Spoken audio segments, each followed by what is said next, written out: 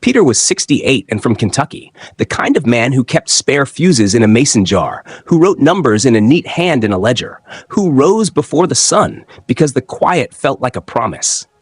And on that Sunday evening, he came home from a one-week work trip with dust on his boots, the last one he had agreed to since retiring. A favor to a feed mill that trusted him when belts slipped and motors whined, and all he wanted was to walk down the narrow hall to the back room that had been his home office for 20 years, set his battered thermos on the oak desk he had sanded himself, open the ledger, and write 2 invoices before he forgot the small details that made jobs clean. But when he pushed open the front door, the house did not smell like coffee and old paper. It smelled like varnish and something sweet and chemical. And there was a low thrum under it, a steady beat he felt in the floorboards more than he heard with his ears. And his wife, Linda, stood halfway down the hall with her arms crossed like a gate and said, "You're back," in a voice so level it did not have a place for welcome. And he nodded and said, "I'll be in the office a spell," because that was what he always said when he needed to make sense of a day. But Linda did not move, and the thrum under the floor rose 1 notch, and she said, "Kyle needs the space," in the same level voice. And then, before he could ask what she meant, his son's guitar cracked a bright chord from the back of the house like lightning in a blue sky. And Peter, who did not like to push past anyone, stepped sideways and walked down the hall anyway, slow, as if he was stepping into water he did not know the depth of. And when he turned the brass knob and saw the room, he stopped in the doorway, the way a man stops when he meets a fence he did not build, because the old desk was gone, the file cabinets were gone, the corkboard with his penciled routes was gone, the wall calendar with his small X's for every finished call was gone. And in their place were black foam squares fixed to the walls in a neat grid, a thick rug that swallowed footfall, metal stands that held 2 shining guitars like trophies, a keyboard with blinking lights, loops of cable like vines, a ring light eyeing the room, and a tall microphone in the center, bright and proud, as if it was the new heart of the house. And Kyle sat on a stool with his head bent, plucking a string and tuning without looking up. And he said, "Don't scuff the floor," the way a person talks to a stranger, not a father. And the words, "He needs the space," hung in the air like a rule Peter had missed. And Linda came to the doorframe behind him and said, "You've got your retirement, you've got your truck, you don't use this room like you used to." And the thrum under the floor was now a slow boom, boom, boom that made the window glass hum. And Peter stepped 1 foot inside and saw where the desk had once sat, a pale rectangle of wood, a shade lighter than the rest, a ghost print of all his years. And he felt a small shift in his chest, not a break, more like the click of a latch that lines up after you decide to close a door. And he said nothing, because what could he say that would turn time back 1 week? And he backed out, and Kyle rolled a knob and let a note hang in the air, as if music could claim space the way ivy claims a wall. And Peter walked past Linda, past the hall table where his magnifying glass used to sit, though it was gone now too, past the kitchen where the counter he had oiled by hand gleamed under the light. And he set his house keys down on that counter, a small, soft sound that made Linda's mouth tighten. And she said, "Don't be selfish." And it struck him as strange that selfish meant asking to keep the room where he kept the tools of his mind, the papers that proved who he was when the day's talk was over. And he looked at her and saw in her face a kind of excitement he did not understand, the excitement of a plan that had worked. And he thought of all the nights he had sat in that office while the household slept, matching parts receipts against the winter gas bill, calling customers to make sure a grain dryer would not fail the next morning, writing checks that kept this roof paid. And he remembered Kyle at 12 sitting cross-legged on that same floor, listening to a radio as he sanded a pine shelf, laughing at a bad joke about a squeaky hinge. And he wondered when laughter had turned to eye rolls, and when questions had turned to orders. And he wondered whether he had missed a slow drift, or whether someone had cut the rope clean while he was out on the road. And he picked up his travel bag because it was still by the door where he had set it, and he walked outside into a thin, late-day light, the kind of blue that made the power lines look like pencil marks in the sky. and he felt the cool air move over his face and down into his chest. And he did not slam the door. He did not curse. He did not ask for a vote. He simply climbed into his old truck, held the steering wheel for a long breath, and started the engine. And when he looked back once through the windshield, he saw the window of the back room glow white and flicker like a small stage. And for the first time in years, he felt like a guest at his own address. And he put the truck in gear and rolled down the driveway with a quiet surety. And Linda's voice came thin through the door crack. "You're being dramatic." But it never reached him because he was already at the road and turning left, and he drove past the feed store and the ball field and the diner with the busted O in open. And he did not turn on the radio because the engine had a comforting hum. He knew.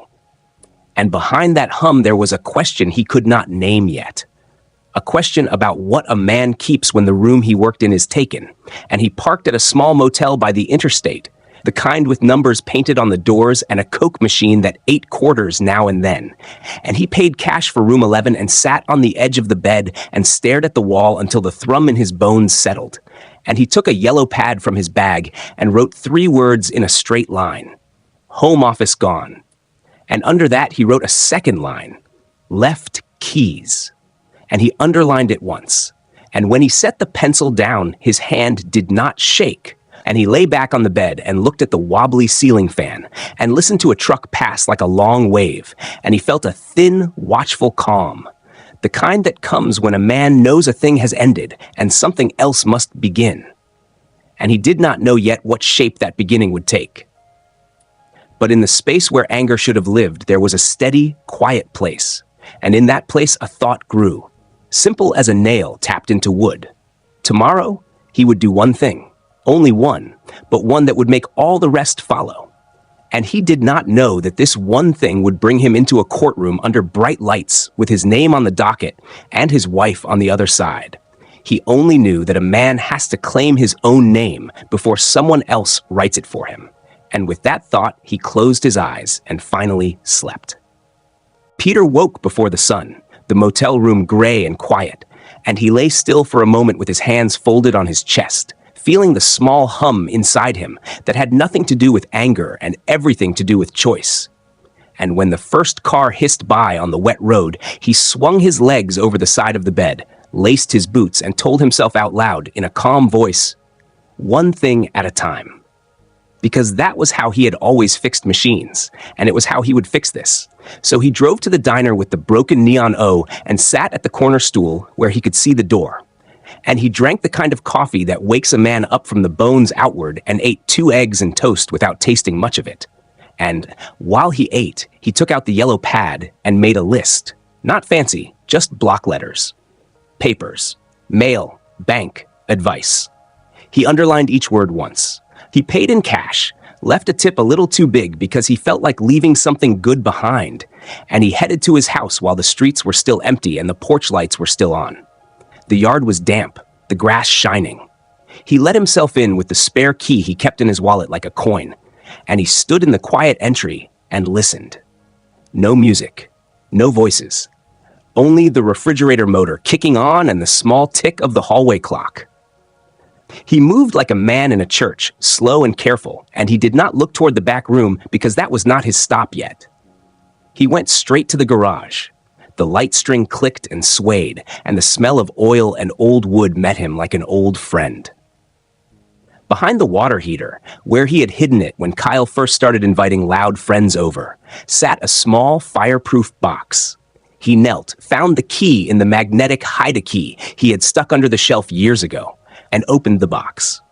Inside were the deed to the house with his name alone on the line, the title to his truck, a folder of service invoices he had kept for a reason even he could not name at the time, a draft will from 10 years back that he had never signed because it didn't feel right yet, and 2 forms granting power of attorney that he and Linda had made at a clinic when they were feeling mortal after a neighbor's stroke. He set the power of attorney forms on top and looked at them until the letters steadied, then slid them into a manila envelope marked Old Review. He added his birth certificate copy, a scanned social security card, and the brown wallet-sized photo of himself at 27 standing beside the first truck he ever bought outright. He closed the box, locked it, and carried it to the truck. On his way back through the house, he stopped in the kitchen. The counter he had oiled by hand still held faint ring marks from years of coffee mugs. He wrote a line on an index card and left it by the fruit bowl. "Taking my files. We'll be in touch." He did not sign it because the handwriting was signature enough. He walked to the hall, paused, then turned his head toward the back room. The door stood open. He could see the edge of the new rug and the black foam on the wall. In the trash can by the door, he saw the corner of a blue cover, the old ledger he had used for years when he still believed paper kept a man honest. He reached in and lifted it out.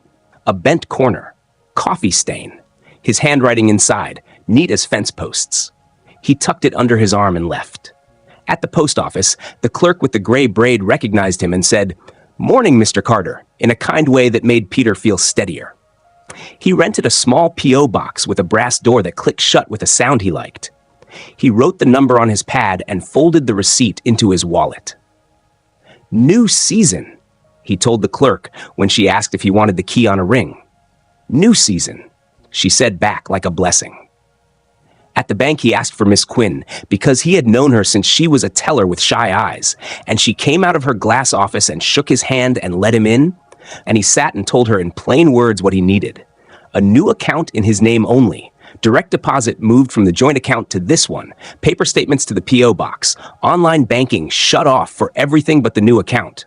And stop the automatic transfer he had set up years ago that flowed like a creek into household spending. "I am not hiding," he said, looking her in the eye. "I am separating. I'll still pay what is fair, but I need a fence." Miss Quinn nodded like she had been waiting for him to say it. "We'll make the fence," she said. She printed forms and slid them across with a blue pen. He initialed where she pointed. She asked for his ID twice on 2 screens because the system needed it, and she made sure the screen saved before she moved on. When it was done, she printed a letter on bank letterhead confirming the changes, just in case anyone said later that he did not look clear. He put the letter behind the deed in the envelope. Outside on the sidewalk, he pulled a business card from his wallet. He had picked it up at the bank once, a small stack on a side table near the peppermints. Greenup and Tate, attorneys at law. He dialed with his thumb. The receptionist answered on the second ring. He said his name, said he had a question about property and powers of attorney, and she said, "Can you come at noon?" He said, "Yes," and stood under the wide blue sky for a beat, surprised at how easy it was to keep moving when you aimed at the next small thing. He filled the hours before noon the way he knew how. He drove to the storage unit he rented when Linda wanted the garage cleared for projects, and pulled 2 banker's boxes labeled taxes and parts. He sat on the concrete floor and sorted for an hour, pulling out the recent years and stacking manuals he would never need again, but like to touch one last time. He found a metal tin he had kept bolts in and shook it and smiled at the sound. He put the tin back in the box and closed it. At noon, he walked into Greenup and Tate, which smelled like paper and lemon cleaner and quiet. A woman in a navy suit came to the small conference room and shook his hand. "I'm Carrie," she said. "Tell me what happened." He told her about the 1-week trip, the room, the words, "He needs the space," and "Don't be selfish," and how he set the keys down and left because he knew a fight in that hallway would not build anything that could stand. Carrie asked careful questions. Whose name is on the deed? When was the house purchased? What accounts exist? Do you have any health directives? Has anyone else been given power over your choices? Have you ever been treated for memory trouble? And Peter answered one by one. Carrie laid out a simple plan in plain language. First, revoke the old powers of attorney so no one could sign his name but him. Second, create a revocable living trust and move his separate property, the house he owned before the marriage, the truck, the savings he had kept in his own name, into that trust with him as trustee, so that if anyone tried to claim he was confused, the record would show decisions made in order. Third, notify the bank and any pension office to send payments to the trust account. Fourth, send a letter to Linda saying that the back room was part of his separate property use and that no permanent changes could be made without his written consent, and ask that the room be restored to its prior condition pending a discussion. Fifth, if needed, file a simple record at the county clerk that the trust now held title, not to hide, but to make the paper trail match the truth. This is not about punishment, Carrie said. It is about a boundary you can point to. Peter nodded. Let's do it, he said. They drafted the revocation. He signed. They drafted the trust with his name and a clean successor in case he died. He chose his niece, Mariah, who was steady and kind and knew how to keep records. He signed the trust and a deed moving the house into it. Carrie called a notary in, and they all signed where the yellow tabs told them to. Carrie printed the letter to Linda and read it to Peter so he could feel the weight of each line. Courteous, firm, not cruel. He approved it without changing a word. By late afternoon, Peter carried a folder out of the law office with copies of everything in neat order and a small map to the county clerk's office, where a clerk in a cardigan took the deed for recording and stamped the corner with a sound that made him think of a nail set tapping a finished nail smooth. His phone had been buzzing inside his pocket, but he had left it on silent. When he turned it over in the truck, he saw missed calls from Linda and from Kyle, and one text from an unknown number that turned out to be the process server telling him a certified letter had been delivered to the house. Another text came in while he watched the screen. You are cruel. You will hear from our lawyer. He sat behind the wheel, hands loose, and felt a strange mix of tired and light, like a man who has moved a heavy thing out of a doorway and set it down where it belongs. He did not reply. He put the folder on the seat beside him and drove back to the motel with the slow care of a man carrying glass. In room 11, he placed the folder on the table, opened his ledger to a fresh page, and wrote the date. Under it, he wrote 3 lines. P.O. Box set. Bank done. Boundaries made. He underlined the last line twice, not because he was angry, but because the line was straight. Outside, the highway hummed. Inside, the air held still like a held breath. Somewhere across town, a guitar rose and fell, but it did not reach him here. He rinsed his cup, set it upside down on a towel, and sat by the window to watch the dark come on, steady and certain. And he knew the next day would not be quiet. But he also knew he had put his name back in his own hand. And that was the thing that would hold. Peter woke to a heavy knock that made the thin motel door shiver. 3 sharp hits like a judge's gavel. And when he opened it, a man in a windbreaker stood there with a clipboard and a flat face that gave away nothing, asked his name, and handed him a thick envelope with green tags on the edge. The man said, "You've been served," in a voice that sounded bored, then turned and walked down the rail without looking back. And Peter stood in the doorway with the morning air on his face and the paper weight in his hands, and knew, before he even broke the seal, that Linda had moved fast. So he sat at the little table by the window, slid the documents out, and read, lips moving without sound. Emergency petition for guardianship and injunctive relief. His name printed again and again, like someone stamping it on a crate. And the words that followed were the kind that take a person's breath in a slow way. Claims that he was showing diminished capacity, that he was being influenced by unknown parties to conceal marital assets, that his recent financial actions placed the family residence at risk. And, at the bottom, there was a hearing date a week away, and a line about a temporary order that the court might grant if it believed there was danger. And Peter set the pages down and stared at his ledger lying open from last night, the fresh date underlined, and he felt not anger first, but a quiet surprise, the kind you feel when you find a bent nail in new lumber. Then the anger came, small and hot, and he breathed through it the way he had taught boys at the shop to breathe when a bolt would not give, slow and steady, and he stacked the pages in a neat square, slid them back in the envelope, and called Carrie Tate. She answered on the second ring, like she had been expecting the call. "Bring everything," she said. "We'll respond today." He drank motel coffee while the truck warmed and drove through the soft light to her office. The receptionist led him straight to the small conference room, and Carrie came in with a legal pad, her hair pulled back and her sleeves already rolled, the look of someone who understood what a deadline meant. He handed her the papers, and watched her eyes move. She read every line, then read key parts again, tracing with the tip of her pen. "This is a power grab cloaked as concern," she said finally, simple as if she were reading a part number. "They are asking the court to step between you and your choices. We will not let them." She listed what they needed in a calm voice, counting on her fingers. A capacity evaluation from his doctor this week. A letter from the bank manager who opened his account yesterday, proof of his separate property, deed and recording stamp, his invoices and recent consulting notes to show he conducts business, and any evidence that they converted his office without consent. Peter told her about the ledger he had found in the trash, the video he had seen online, the pale rectangle on the floor where his desk had been, and she said, "Screenshots, photos, dates. We will show the judge a simple story with clean edges." She drafted a response while he sat across from her, the clack of her keyboard a steady metronome. When she finished, she read aloud the parts that mattered to a mind like Peter's, the parts that made a case straight. Clear denial of incapacity, exhibits attached, doctor's appointment scheduled, deed recorded, bank letter pending.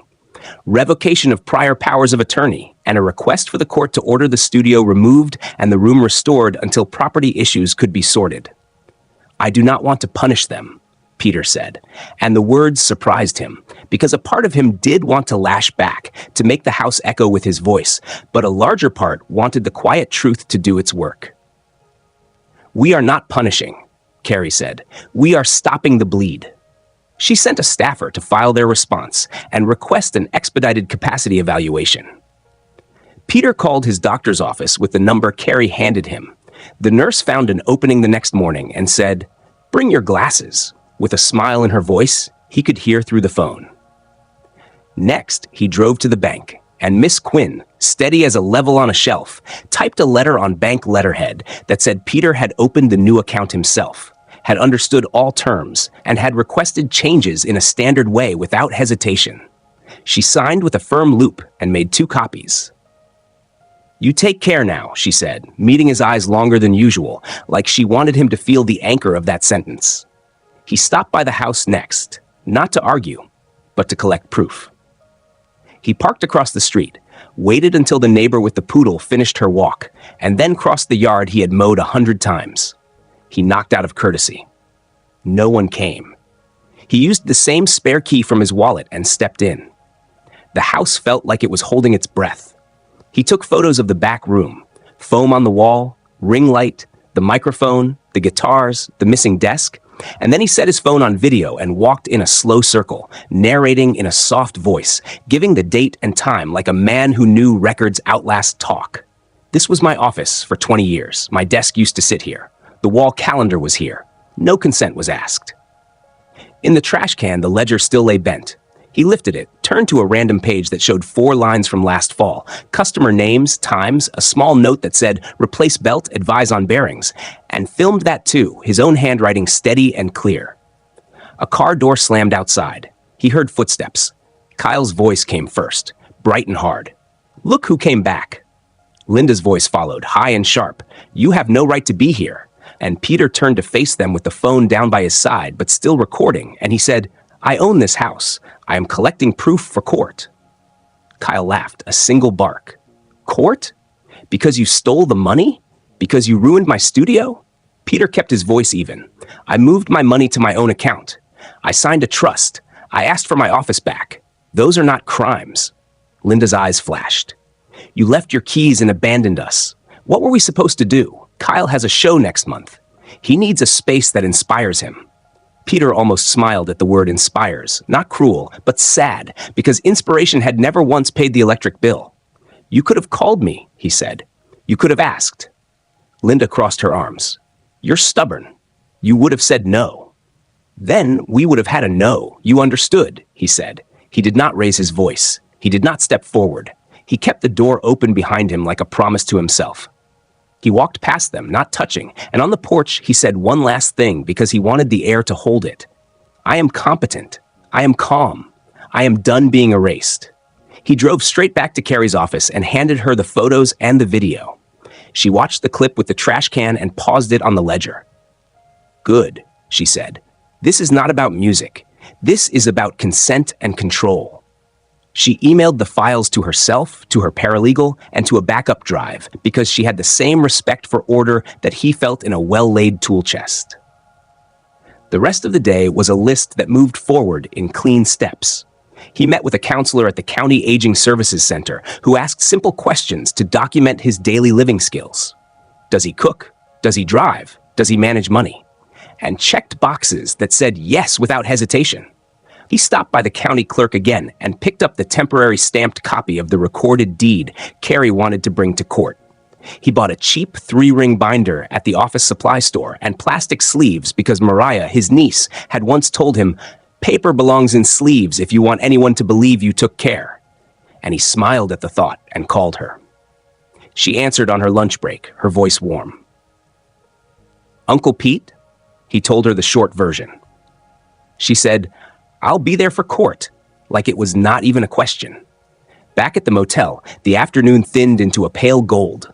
He spread the papers on the table in neat stacks, petition, response, proof, and he labeled the binder tabs with a black pen in big letters: property, bank, medical, work, photos. The phone buzzed with texts he did not answer. One was from a number he did not know, a friend of Kyle's who wrote a long thing about loyalty and art. Another was from Linda. "We can fix this if you undo what you did." He set the phone face down. He boiled water in the motel coffee maker and ate a cup of noodles because he did not feel like going out. He wrote 3 lines in his ledger like a man closing a day on a job site. Served, responded, gathered proof. Under it, he added a 4th line, smaller: stay calm. He turned off the light and lay down. Through the wall, he could hear a TV in the next room, a laugh track rising and falling. But under it, he could hear the soft hum of the highway, and that sound made a kind of sense to him, steady and far. And he let his breath match it until sleep came. Peter kept to his plan the next morning, one thing at a time, and started with the appointment Carrie had set, so he drove to Dr. Mallory's clinic while the mist still clung to the edges of the 2-lane road, signed his name on the clipboard, and sat straight-backed in a chair that squeaked every time someone breathed. When the nurse called him, he followed her to a small room with a clock and a stack of forms. And he answered each question in the same calm tone he used to use when teaching an apprentice, which wrench to pick, saying the date, the county, the name of the diner with the broken O that he passed each dawn. And then he drew a clock face that looked like the schoolhouse clock he had stared at in 4th grade, put the hands at 10 past 11, and counted backward by 7s without hurry. And when the nurse asked him to remember 3 words, apple, river, lamp, he repeated them later without losing any of them. And Dr. Mallory, a quiet woman who had known him since he came in with a sprained wrist during harvest one year, nodded, tapped her pen, and said she would write a capacity letter that morning and send it straight to his lawyer. Peter thanked her, stood and added, almost shy, "I'm still me." And she looked up and said, "You are, Mr. Carter," with a certainty that landed in him like a nail set flush. He left the clinic lighter and stopped at the pharmacy to print 2 copies of the photos he had taken in the back room because Carrie had said paper sometimes speaks louder than screens. And he liked the feel of glossy prints warm from the machine, time-stamped in the corner, proof with edges you could touch. He drove next to the river and parked under the cottonwood tree where he used to bring Kyle to fish when the boy liked bobbers more than microphones. And he ate a ham biscuit out of a paper bag and watched the water carry small leaves downstream. And while he watched, he thought about the word selfish, the way a man tests a screw with his fingers, feeling for a wobble, and he could not make it fit the shape of what he had done. In the quiet, he wrote a line on his pad. "Boundary is not meanness," and under it another, "Say only what is true." He kept his promise to himself not to circle the house just to see, but when he drove toward town, a side street took him past his own block anyway.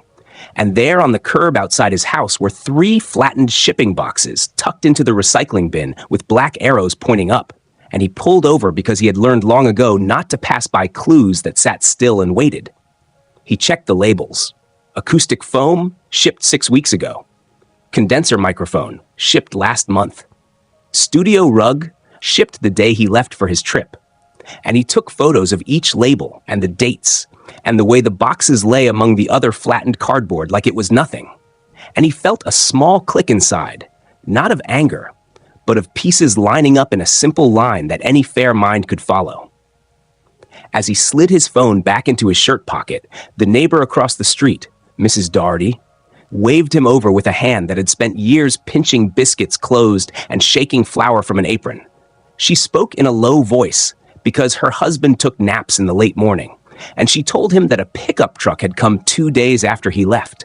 2 young men carried out his desk, and Linda had told her, smiling, that they were upgrading, and the men had driven toward a thrift store on the bypass called Barn Swallow, the one with the blue door, she said, the place that posts finds online. And Peter thanked her and felt that odd lightness again. The feeling a man gets when a thing that hurt him also gives him a trail to walk. He drove to Barn Swallow with the prints and the doctor's promise in his pocket and stepped into a room that smelled like old books and lemon oil. The owner, a woman with bright eyes behind big glasses, looked up and said, "What can I help you find?" And Peter said, "An oak desk with a scar on the left corner shaped like Kentucky." And the owner laughed because she thought it was a joke until Peter walked to a corner and there it stood, his desk, the one he had sanded smooth and rubbed with oil on a summer night while Kyle slept down the hall. The one he had left in a house that did not feel like his anymore. And he ran his hand under the top until his fingers found the small letters he had carved there when he first moved it in. PC, not fancy, just his initials to say here is where I work. The owner said it had come in as a donation with 2 boxes of office junk, priced low because the drawer sticks, and Peter told her he would like to buy it back and did not say why, and she made a small sound in her throat and said, "Honey, take the chair too," and knocked $10 off like kindness sometimes does. He paid, signed the receipt, and asked if he could keep the tag with the intake date. She tore it off and handed it to him, and he folded it into his folder like it was another stone in a good wall. He hauled the desk carefully into his truck, with the owner holding the blue door open and a teenage boy from the back giving the drawer a push. And he drove it to his storage unit and slid it inside where the air was cool and smelled like concrete and cardboard. And he rested the flat of his hand on the smooth top and promised himself that one day this desk would sit in a room with a door that closed and a window that looked at trees. He returned to town in time to meet Miss Quinn at the bank when she came back from lunch, and she handed him the signed letter on bank letterhead that confirmed his actions, and printed a second copy, because lawyers always want twins, she said with a half smile. And he thanked her in the plain way country people give thanks, with direct eyes and a nod that says the word stand. His phone buzzed while he sat in the truck outside the bank, and he glanced at the screen and saw a link to a video Kyle had posted, the studio glowing under colored lights, a caption that said, "Some people are born to build, some are born to block." And the comments were a rain of hearts and clapping hands, and then a few lines from people Peter recognized from the town saying things like, "Hope your dad helps you out," and one from a name he did not know, Trent Riverbend Lofts, that read, "Deposit due Friday, man, no holds after." And that line told Peter a simple truth about timing and pressure, and why the studio had appeared fast, like a tent raised before a storm. He took a screenshot and filed it away without anger, just as a point on his quiet map.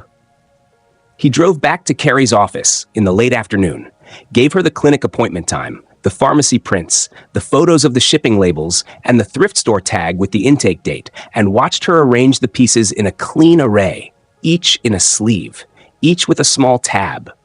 And he felt the odd comfort he always felt in a well-ordered toolbox, where every socket had a place and nothing rattled loose. She told him she had filed their response, asked him to keep a low profile, to answer no baiting messages, and to rest, because clear minds show better in court. He went back to the motel and sat at the little table and wrote in his ledger 5 lines that told the day in short words. Doctor test done. Prints made. Boxes dated. Desk found. Bank letter signed. He underlined the first and the last and circled desk found once, not because he wanted to brag, but because it felt like getting a part back that a careless hand had thrown away, and that small win steadied him. Night came slow over the highway. A train moaned somewhere. Peter turned the lamp off and lay down with his hands folded. And in the dark, he saw the cottonwood by the river, and the shine of the glossy prints and the clean curve of the clock he had drawn. And under all of it, he felt a quiet line draw through his day, straight as chalk on a workshop floor, pointing him where to stand when the talking started and the lights were bright. He slept with the folder on the chair by the door, like a man keeps his boots ready when weather changes, and the mystery that used to feel like fear now felt like a road he could drive by mile markers. Few surprises, no tricks, just proof, breath, and the next honest step. Peter spent the next day working through the list the way he used to trace a wiring diagram, left to right, top to bottom. Because that was how you kept smoke from getting out of a good motor. And he began at the post office, where he mailed Carrie's firm letter to Linda by certified mail so there would be a green card to show a judge later. And he mailed copies of the trust papers to his pension office with a cover note in his neat hand. And then he drove to the bank again because Miss Quinn had asked him to sign a short affidavit saying in plain words that no one else was moving his money but him. She watched him sign, stamped the page, and said, "Keep the original and this copy." And he slid the clean pages into the binder's bank tab and liked the way the plastic sleeve took the paper without a wrinkle. Back in his truck, Carrie called with her voice sharp and awake. Opposing counsel had filed a motion, she said, asking the court to freeze all accounts and preserve marital status quo, which meant, in simple talk, put a lock on Peter's choices until a hearing. "We'll answer by noon," Carrie said. "I want you to collect 2 more pieces. 1, a statement from someone you still consult for, with dates this month. 2, the capacity letter when Dr. Mallory finishes." Peter said, "Yes," and drove to the feed mill, because work had always been the language he spoke best. Mr. I.A. Raines met him by the big doors, sleeves rolled, a pen behind his ear, and said, "Heard noise in town," with a look that said he did not believe much of it. Peter asked for a brief note on letterhead. Mr. Raines wrote, signed, and stamped. Mr. Carter completed inspection and repair recommendations for conveyor lines 2, 3, and 4 on Tuesday, with clear written notes and negotiated rates set by him. He shook Peter's hand like men do when they have traded fair work for fair pay. Peter slid the note into the work tab and felt that small, steady lift in his chest again. In the parking lot, he checked his phone and saw that Dr. Mallory's office had sent a secure message. He opened it on a bench in the sun. The letter was 2 tidy paragraphs in doctor words that still sounded like a person. Mr. Carter demonstrates intact memory, judgment, and capacity to manage personal, medical, and financial affairs. No evidence of cognitive impairment. He breathed out and forwarded it to Carrie, then printed a hard copy at the pharmacy and tucked it into the medical tab. He ate lunch in his truck, leftover biscuit and an apple, and watched a man wrestle a bag of feed into the back of a car. And he thought about Kyle at 8, small and eager, wanting to lift more than he could, and about Kyle at 30, big and loud, wanting a room that was not his, and the thought hurt in a slow way that he let pass through him so it did not harden. The phone rang again. This time, it was Mariah. She was on her way to town from Bowling Green, she said, and would he like to meet at the diner to go through the binder before the weekend? He said yes, grateful. And he heard the comfort in her voice, the way nieces sometimes sound when they have decided to be the adult for a minute. While he waited for her car to arrive, a text came from a number he did not have saved. The message was short. Drop the trust, return funds, agree to studio for 6 months, no court. The signature line said it was from Linda's lawyer. Peter stared at it a long count of 5, then typed 2 words, "Please contact counsel," and deleted even those, and called Carrie instead. She listened to the offer and said, "If they want peace, they can start by withdrawing guardianship. Until then, we answer only in filings." He said, "Understood," and let the quiet after that word sit in his ear like a final note on a chord. Mariah slid into the booth at the diner with a stack of sticky notes and a roll of calm he could feel, and together they broke the week into a clean timeline on yellow strips. Friday, back, office gone. Sunday night, left keys. Monday morning, P.O. Box, bank attorney, trust recorded. Tuesday, served, response filed, bank letter, photos. Wednesday, doctor capacity, feed mill letter, thrift store desk, shipping label photos. Thursday, freeze motion by them, our answer by noon.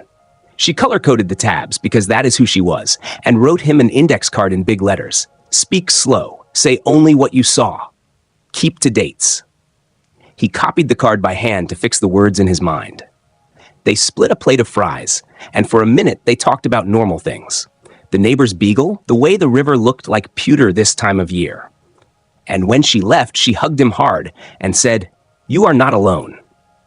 And he stood in the parking lot and let those 4 words settle where worry had been living. On his way back to the motel, he stopped at a small shop that did alterations and asked the woman with the pincushion on her wrist to press his old suit and stitch the loose hem. She said she could have it ready by Friday noon, and he thanked her as if she had saved a life, because sometimes a pressed jacket is a kind of armor. He bought polish for his shoes at the drugstore and a new white shirt, because the collar of the old one was gray no matter how much he scrubbed. When he unlocked his motel door, an envelope lay on the doormat without a stamp, just his name written in a hand he did not know. Inside was a flyer for a night show at a place called Riverbend Lofts, and a note on a torn page. If you cared about family, you'd help your son make it. There was no signature. He sat on the bed with the note on his knees and felt the old urge to fix rise like steam. Write a check, write an apology, write himself back into a story where he was always the helper. And he let the urge pass, because helping that way had brought him to a door with a microphone in his chair. He folded the note once and slid it under the phone log tab as proof that pressure had been tried. The evening settled soft and blue. He cleaned his boots with a damp washcloth. He ironed the new shirt on the motel board that squeaked and left a faint shine where the cotton flattened. He called the vocational high school and left a message for the shop teacher offering to volunteer on Saturdays. Basic wiring, safe tool use, patient listening. 3 words he knew by heart.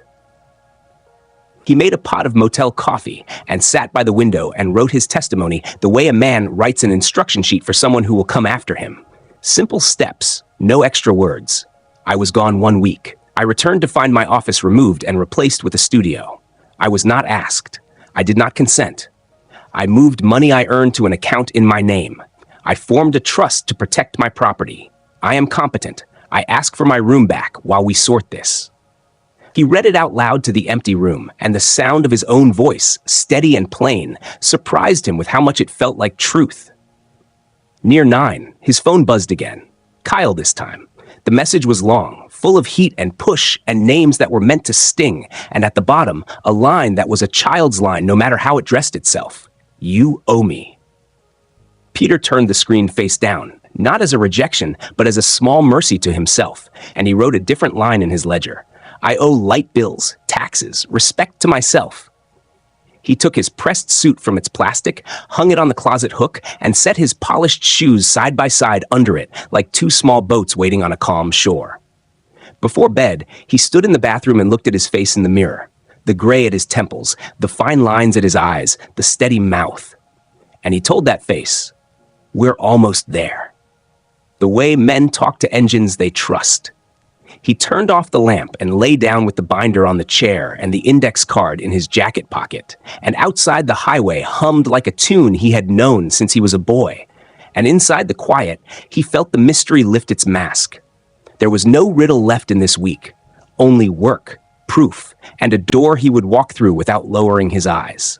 Peter woke before his alarm, the sky still the pale color of milk, and he dressed slow in jeans and a clean flannel because he wanted his hands to feel steady. Then he packed the binder, the glossy photo prints, the bank letters, and the index card Mariah had written, and he wrote one more line on his yellow pad, Friday, keep calm, and slid the pad into the front of the binder so it would be the first thing he saw. He walked to the motel office for a paper cup of coffee and nodded to the clerk who always had a crossword open, then stepped out into the cool air that smelled like wet pavement and diesel. And he drove first to the post office to check his new P.O. box because it felt good to turn a key that belonged to only him. Inside the brass door sat 2 envelopes, both thin. One was from the pension office, confirming the direct deposit change to the trust account, effective the 1st of next month. The other was a bank notice showing the automatic transfer to the joint account had been stopped.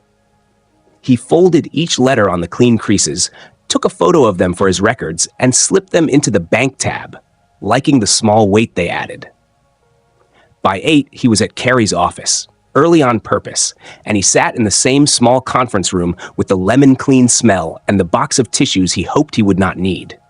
Carrie came in with a yellow legal pad and a small red folder labeled Exhibits, and Mariah, who had driven in at dawn, slipped into the chair beside him with a ballpoint pen and a calm smile. "We're going to run through questions," Carrie said, and her voice was firm but friendly, like a shop teacher who expected you to use the right tool. She asked him to state his name, age, address, how long he had lived at the house, who owned it before the marriage, and he answered slow and plain, eyes on her forehead so he would not mistake expression for meaning. She asked what happened when he returned from his work trip. He told it in a few sentences. 1 week gone, office emptied, studio built, no one asked, no consent. She asked what he did next. He listed steps in order: P.O. box, attorney, trust, recorded deed, letters, photos, doctor visit, work letter, each with a date, each with a paper to point to. "If they call you selfish?" she asked. "I say boundaries are not meanness," he replied, and he held her gaze because he meant it now in his bones. "If they say you abandoned your family?" "I say I left the keys to avoid a fight and went to a motel to think." "If they say you were confused?" "I say I passed a capacity test yesterday, and I can count backward by 7s right now, if you like." Mariah smiled at that, and Carrie did too, a small flash that faded quick. Then Carrie slid the glossy photos across, foam on the walls, ring light, guitars where his desk had been, and pointed to the timestamps. "We will show these in order. Remember, speak to the judge, not to them." Peter nodded. They took a short break so he could stretch his back, and when he returned to the table, Carrie had added 2 new sheets to the exhibits folder. Printouts of the shipping labels he had photographed in the recycling bin, and the thrift store intake tag for his desk with the date. "This shows planning before your trip," she said, tapping the dates with her pen. "It answers any story about an emergency decision." Peter felt a quiet satisfaction move through him the way heat moves through a pipe. At 10, his phone buzzed. Dr. Mallory's office. The nurse said the signed capacity letter was ready for pickup. Carrie handed Peter a sticky note with the court filing deadline, noon for their reply to the freeze motion, and said, "Go grab it, we'll file it with the reply." Peter and Mariah drove to the clinic. The nurse at the window slid the letter across and said, "Good luck, Mr. Carter," in a way that made him think of church ladies handing out pie. He thanked her and carried the envelope like it was glass. Back at Carrie's office, the paralegal scanned the letter, stamped the reply to the freeze motion, and jogged the papers to the clerk's office on foot because it was faster than parking downtown. For a few minutes, there was nothing to do but wait. Peter stood at the window and watched a man unload boxes into a storefront and thought how the wait of a day can be a simple thing if you keep moving. At noon, Carrie checked her email and nodded. "Filed and docketed," she said. "The judge will see both sides tomorrow." She looked at Peter. "Go eat. Walk. Pick up your suit. Keep your phone on. Answer no one but me." Peter and Mariah ate at the diner again because it was close and because it felt like a safe place with chipped cups and thick plates. They ordered grilled cheese and tomato soup and split a slice of lemon pie. For a few minutes they talked about nothing. How the beagle had finally learned to sit, how the river would be high after last night's rain. Then Mariah asked gently, "Do you want Mom to be the successor trustee if something happens to me?" Peter shook his head. "You keep it. You're steady." She nodded once, as if she had expected that, and wrote a small note on a sticky to ask Carrie to add an alternate name later. After lunch, they drove to the alterations shop. The owner had pressed the suit and mended the hem as promised. She held it up with pride. "Looks sharp," she said.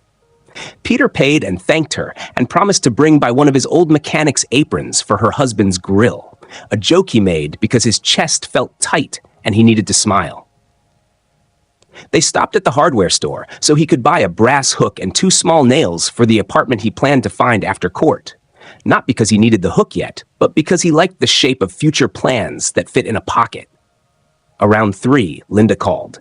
He let it ring out. A text arrived instead. "We can fix this if you sign a new POA and put the accounts back. Kyle is scared." Peter stared at the message. He thought of the word scared, of all the nights he had been scared of bills and tried to shield the house from it. He typed nothing.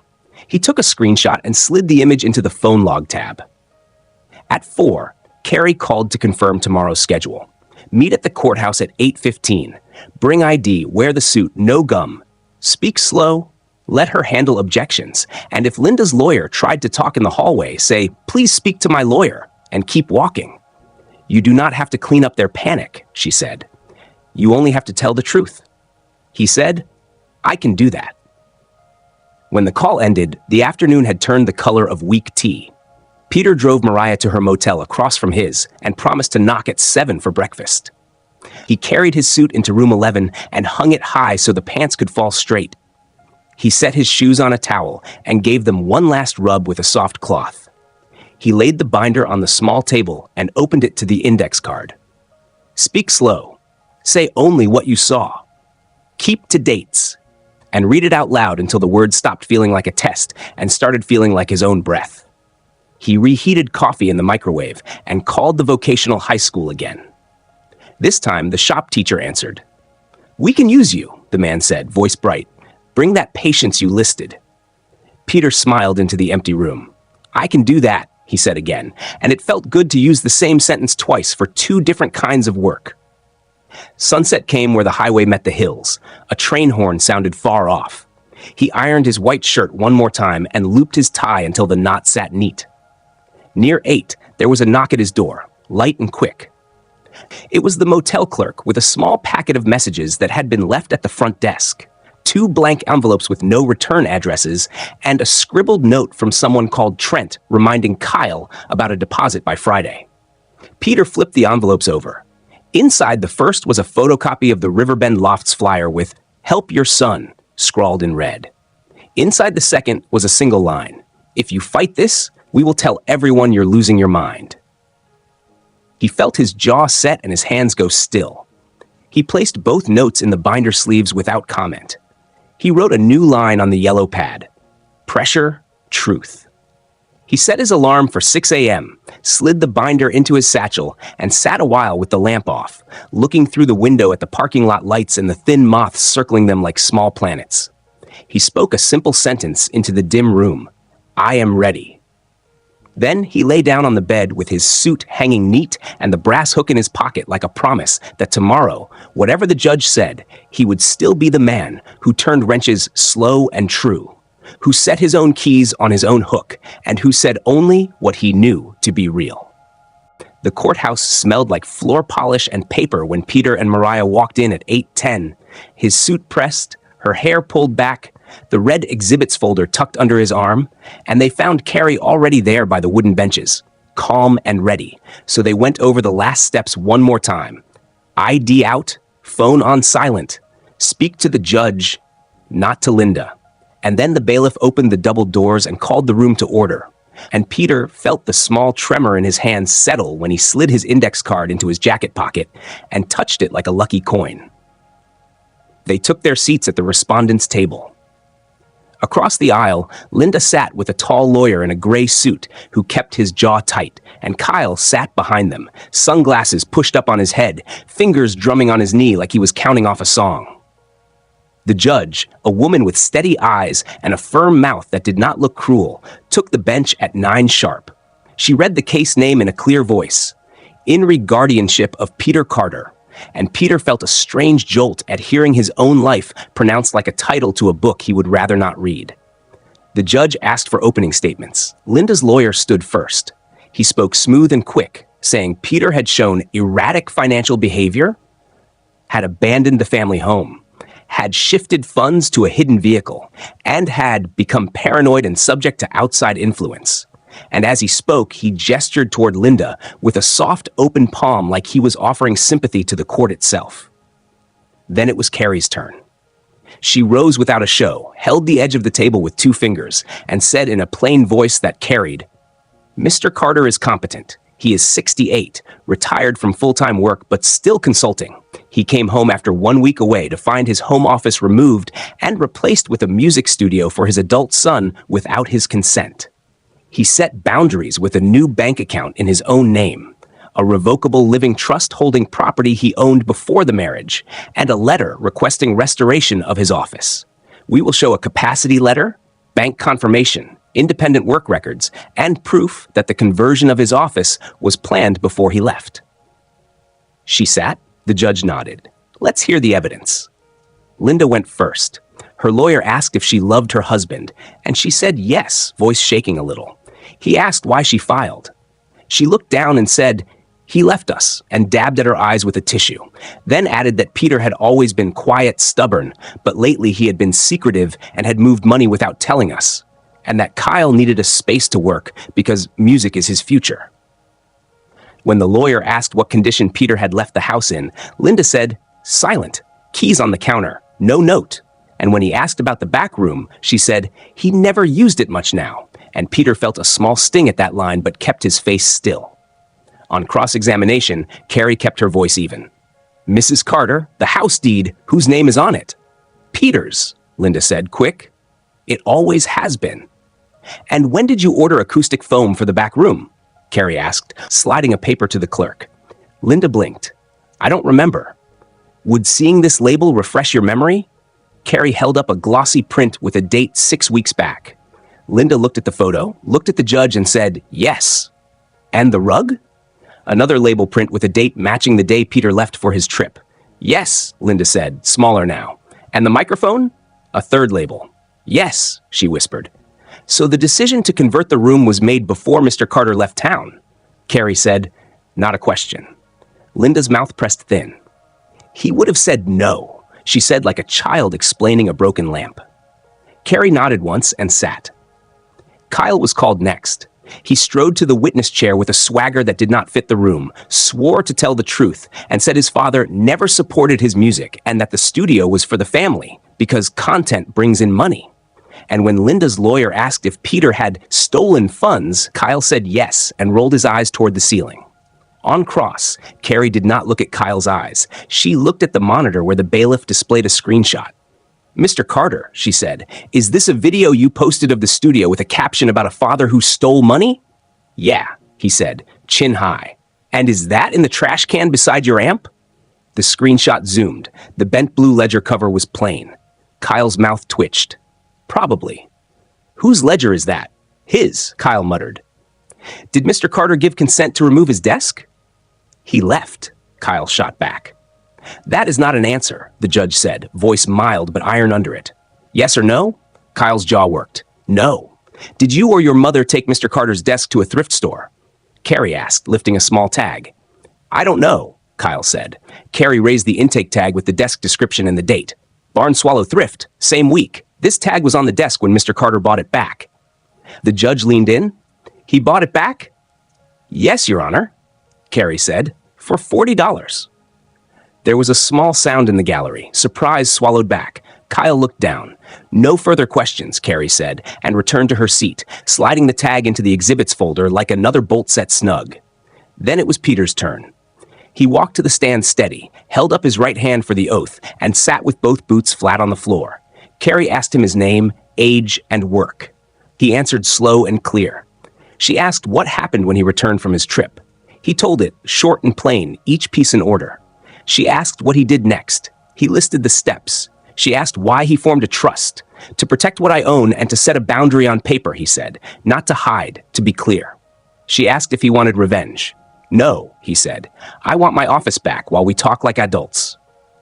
Linda's lawyer stood for cross.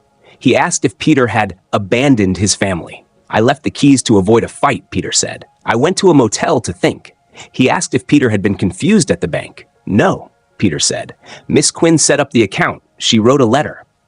He asked if Peter knew what day it was. Peter smiled a little. "Friday," he said. "October 3rd, and the judge's mouth flicked like she almost smiled too. Carrie introduced the capacity letter from Dr. Mallory. The bank confirmation?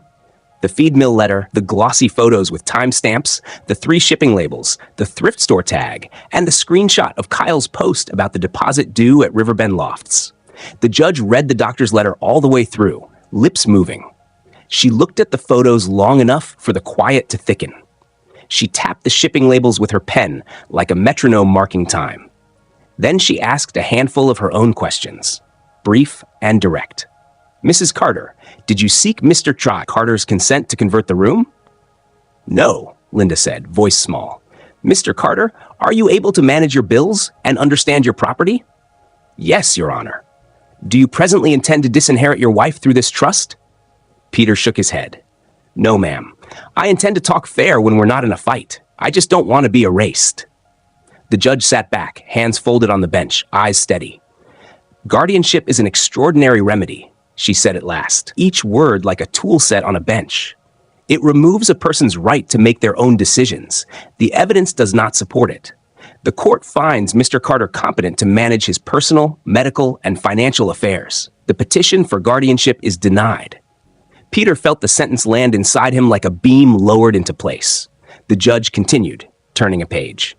"As to the request to freeze accounts, that is also denied. Mr. Carter's actions with respect to his separate property and banking are within his rights. The court further orders, on a temporary basis, that the back room be restored to its prior condition as Mr. Carter's office within 10 days, that no further alterations be made to rooms used by Mr. Carter without his written consent, and that both parties refrain from disparaging each other online. I also strongly recommend mediation if this marriage is to continue at all." She looked at Kyle. "And sir, court is not a stage. Do not speak out of turn." Kyle had muttered something under his breath. Now he stared at the table. "Yes, Your Honor," he said, barely audible. The gavel was small, but the sound filled the room. "We are adjourned." There was a rush of shuffling, a sigh from somewhere, the scrape of chairs. Peter stood slowly. Mariah squeezed his forearm hard enough to make him feel the shape of her fingers through the suit. Carrie shook his hand once, firm. "You told the truth," she said. It held. Linda did not look at him as she gathered her bag. Kyle brushed past, shoulder a little high, and for a second Peter thought to speak, to say something gentle, but the words that came to him, "Take care, son," felt fragile in the air, so he kept them for later, a time when they might land without breaking. Outside on the courthouse steps, the light was bright and ordinary. Reporters were not there. No one cared about this, but the people who had to live it. Carrie talked next steps. File the signed order, send the 10-day notice about the room, keep copies of everything, answer nothing online. And then she left for her next case in heels that clicked like a metronome on the marble. Mariah and Peter sat on the warm stone rail a minute and said nothing. A breeze moved the flags. A school group walked by, kids loud and not unkind. Peter put his hand in his pocket and felt the small brass hook he had bought, cool and solid. "Ready for lunch?" Mariah asked. "I could eat," he said, and heard how normal that sounded, how blessedly dull, and he let the quiet joy of it sit in his chest while they walked down the steps and across the square toward the diner with the broken O. 2 people moving in a straight line, the hard part over for now, the next honest steps waiting like tools laid out on a clean bench. Peter did not go back to the house that afternoon. After the judge's words settled in his bones like a beam set square, he and Mariah ate grilled cheese at the diner and talked about nothing heavy. How the beagle on Maple had finally learned to heel. How the river looked like pewter when a cloud passed. Then he returned to the motel, folded his suit into the garment bag, zipped his duffel, slid the binder into his satchel, and checked out with a nod to the clerk who had started to save him the crossword. He drove first to the storage unit, rolled up the rattling door, and stood a second with his hand on the oak desk he had bought back from the thrift store. The top smooth as good words, the scar on the left corner still shaped like Kentucky. And he told it out loud. "We're going upstairs now," like he was talking to an old friend before a climb. On Main Street, he found the small apartment above the hardware store, a single long room with a window that looked down on the square, floors that creaked honest, and a door whose hinge squealed like a mouse. And the owner, Mr. Harmon, a man with a pencil behind his ear and a soft spot for people who fix things, said, If you'll quiet that hinge and keep an eye on the hallway light, I can knock 50 off the rent. And Peter shook his hand on it, glad to trade work for a break, because that had always made sense to him. He carried the desk up the narrow stairs slow, one end, then the other, pausing on each landing to breathe and laugh at himself for tackling it alone. A teenager from the hardware store came out, saw the job, and wordlessly grabbed the other side. And together, they slid the desk against the wall under the window, where the late sun could find the grain. Peter went back down for the banker's box marked parts and the tin of bolts that sounded like rain when he shook it. Then he drove to Barn Swallow and bought the old swing-arm lamp he had spotted in the corner, a corkboard with a nicked frame, and a second-hand chair that did not pretend to be new. He carried them up, wiped each with a damp cloth, and set the lamp's jaw until the shade held steady over the desk like a moon. He took the small brass hook from his pocket, the one he had bought before court like a promise, measured with his thumb a spot by the door, tapped 2 neat nails, and set the hook. When he hung his truck keys there and heard the soft click, the sound felt like a place deciding to keep him. He brewed coffee on the little stovetop and propped the corkboard over the desk, pinned a blank index card dead center, and wrote 3 lines in his neat hand. Speak slow. Do fair work. Keep your room. The phone buzzed. It was Carrie with a scanned copy of the signed order and a note, 10 days to restore the office. I'll monitor compliance. And a second text from her paralegal saying the order had been hand-delivered to Linda's lawyer and acknowledged. Peter replied with a simple thanks, then typed a short letter for Carrie to send to Linda on his behalf. Courteous, firm, and plain. He wished her health. He would not discuss money by text. He would accept the restoration photos through counsel, and he was open to mediation later if it could be done without shouting. He wrote a separate note to Kyle and kept it short, because short was all that could stand now. Take care of your music. Take care of your mother. Take care of yourself. He folded both, slid them to the edge of the desk for Carrie to handle, and sat back to listen to the new room breathe. In the evening, he walked to the river and stood under the cottonwood with his hands in his pockets, watching a barge nose past in slow quiet, and he felt the strangeness of peace without triumph. He had won a thing, but the win did not taste like someone else's loss, only like a clear glass of water after too much noise. When the first of the 10 days passed, Carrie texted a photo forwarded from the other side. Foam squares stacked by the trash, ring light unplugged, microphone boxed, the back room bare but for the pale rectangle where the desk had been. And Peter looked once, felt the old pull to drive over and run his hand along the wall, and let the pull go. Proof was enough. On day 3, she sent another photo. A file cabinet back in the corner, a borrowed desk in place of his. The calendar rehung with its nail hole matched to the old spot. He nodded to the picture, set his phone face down, and tightened the hinge on his own door until it closed with a solid hush. He changed his address at the post office, moved 2 bills to autopay from the trust account, and set a little budget on his yellow pad the way he liked. Pension in, rent, and food out, $40 a month in an envelope marked unexpected. On Saturday, he went to the vocational high school shop with a thermos and a pocket full of patience. 5 kids showed up, 2 with shy faces, 1 with loud jokes, all with hands that did not yet know how to hold a wrench, and he taught them how to trace a simple circuit, how to keep fingers out of a belt, how to breathe when a fastener would not budge, and when they brought a dead fan back to a humming life, and the girl with the braid grinned at the sound, he felt something lift inside him that had nothing to do with court or rooms. Just the old joy of a machine doing what it was built to do. That night, a flyer slid under his apartment door. Riverbend Lofts, Friday Showcase, Kyle Carter on the bill. And for a long minute, Peter stared at his son's name in block print. He took the flyer to the desk, placed it on the corkboard, and pressed a plain thumbtack through the corner without a note, because not every feeling needs a sentence.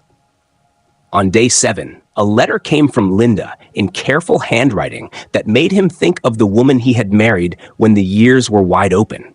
She said she had not meant harm, that the studio had felt like a way to give their boy a start, that she was sorry about the desk, and also that Kyle's deposit was due, and if Peter could see his way to helping, it would show he still believed in family. He read the letter twice, once with the past loud in his head and once with the present steady, and then he wrote back on one page. I wish you well. I will not fund the studio. We can talk about us later with a mediator. Please continue to restore the office. Thank you. He mailed it at the blue box on the corner and walked home slow. On day 10, Carrie forwarded a final set of photos and a short note from Linda's lawyer confirming the room was restored to prior layout as best as can be achieved. And Carrie wrote, "You're welcome to inspect." And Peter tapped back, "No need. I'm settled." He bought a small fern from the hardware store downstairs and set it on the windowsill where the light could catch the leaves. He opened his ledger to a clean page and wrote the date, then 4 lines to close the chapter in the language he trusted. Order signed. Office restored. New keys hung. Work to do. And under it, he made a list for Monday. Call the mill about spring maintenance, fix the hallway light for Mr. Harmon, buy a better chair when the next check came. That Friday night, music drifted up from the square, the kind of thin sound that floats when an open door lets a cord escape. He stood at the window and listened without leaning toward it and without turning away. And in the light from the swing-arm lamp, the desk looked like it had always meant to be there. He boiled water, made tea, and carried the cup to the window in both hands, the way his mother had taught him when the world felt loud. Down in the street, a man in a ball cap walked a beagle with a tail like a metronome. The dog paused, sniffed, and looked up as if to check that the man in the window was still real. Peter raised his cup in a small salute. He felt the soft press of tired on his shoulders, the good kind that follows a day with nothing hidden in it. And he turned off the lamp and watched the room hold its shape in the dark. Desk, chair, corkboard, hook, keys, everything simple and in its place. He did not feel erased. He felt like a man who had walked out of a noise and into a room he could keep, and the mystery that had followed him all week, the question of what home meant when a door closed, resolved itself into something small and strong, like a screw seated true.